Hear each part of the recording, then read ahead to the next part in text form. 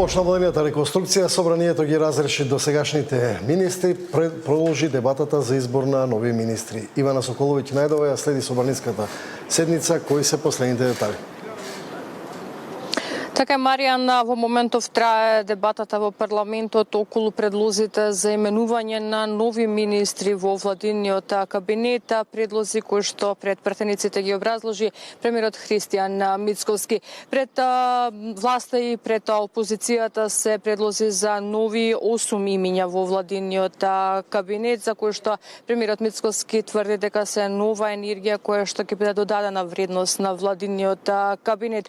Претходно собрание ги разреши 8 министри кои што досега беа дел од владата и 2 заменици министри. Според премиерот, кој што во своето експозе овде во пред пратениците нагласи дека политиката и функциите и мандатите се минливи, дека државата останува, затоа секоја одлука треба да се носи со одговорност и визија. Вели дека целта на оваа влада, која што стапи на функција пред 2 години, беше постојано преиспитување до каде е исполнувањето на резултатите, а токму оваа реконструкција е преиспитување за се она што досега беше направено. Како претходно им се заблагодари на досегашните министри за направеното, а вели и побара доверба од сите пратеници да гласаат за новите предлози, бидејќи тоа ќе значи продолжување на процесот на напредок на државата. Да слушнеме делот на неговото експозе кое што го представи пред пратениците.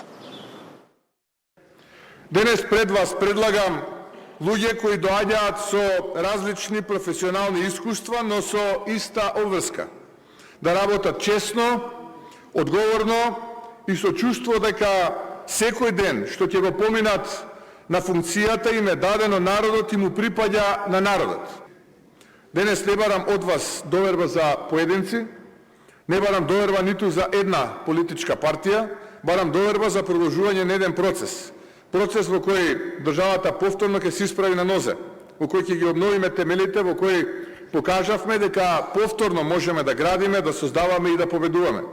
Убеден сум дека најдобрите години не се зад нас, туку се пред нас. Но тие нема да дојдат сами. Еден ден, кога ќе не оценува историјата, нема да праша кој бил власт, а кој опозиција. Ивана, каков е интересот на пратениците за дебата, колку има пријавено на оваа седница и кои се аргументите на власт и опозицијата? Така, Маријан, според собраниските служби за збор се пријавени 32 пратеници, како што и самиот собраниски спикер рече, очекувано е ваквиот голем број при пратениците да разговараат практично за предложениот нов список на министри во владиниот кабинет. Од владеачкото мнозинство во одбрана на предлозите кои што ги предложи Мицковски велат дека и досега владата докажала и постигнала резултати, а со новите министри само ќе биде дополнето она каде што застана со нивната работа и ветуваат подобар живот за сите граѓани. Да слушнеме како размислува владиното мнозинство. Реконструкцијата на владата не е знак на слабост, ниту пак е изнуден политички маневр. Напротив, ова е нормален, принципиелен и стратешки чекор на освежување на тимот, внесување нова енергија и дополнителна ефикасност во редовите на извршната власт. Порака и до колегите од опозицијата. Наместо да барате заводни изговори, наместо да креирате лажни вести и да се надевате на неуспех на сопствената држава, само подобро погледнете ги бројките. Соочете се со реалноста дека Македонија се менува на подобро и граѓаните веќе не заседнуваат на вашата црна пропаганда.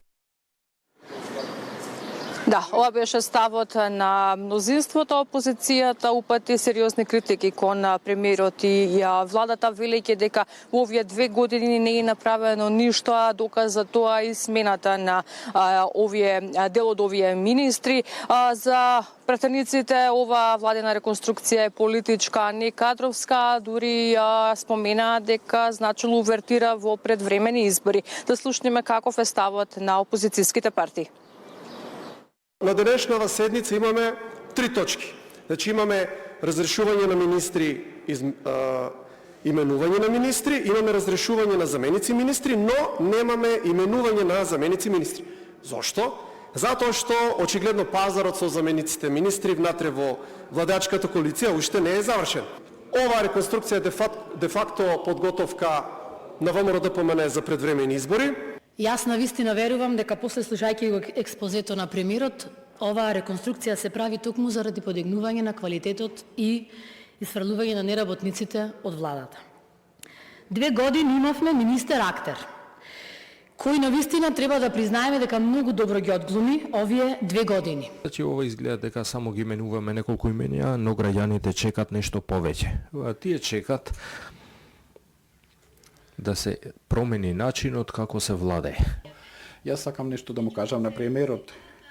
Ако ситуациите на водење, ако се ве стават во таква ситуација за разрешување и именување, значи ова е доволен сигнал дека не се погрешни луѓето за именување, туку ви е погрешна стратегијата. Да, ова беше ставот на опозицијата, а до крајот на денот според информациите кои што ги добивам од собраниските служби и од пратеничките групи се очекува да заврши целосната расправа по предлозите на премиерот за новите министри, а за нови имиња во владиниот кабинет предложени се Јетон Шасивари во ресорот правда, Агон Ферати во Министерството за односи меѓу заедниците, Борче Серафимовски да биде министер за земјоделие, Сашо Клековски да ја превземе функцијата во ресорот здравство, Ѓоко Велковски во социјална политика, Иван Стојулковиќ во локална самоуправа, Седат Сулејмани во култура и Ерџан Димир како министер без ресор. Маријанова се последните детали, како што најави, според најавите и очекувањата вечерва треба да заврши целосната дебата околу овој состав и владина